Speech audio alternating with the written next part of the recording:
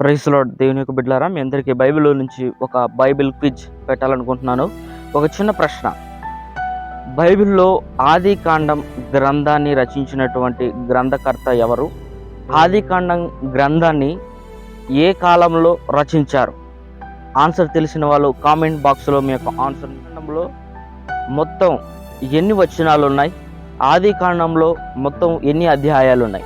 మీకు తెలిసి ఉన్నట్లయితే ఆన్సర్ని కామెంట్ బాక్స్లో తెలియచేయండి.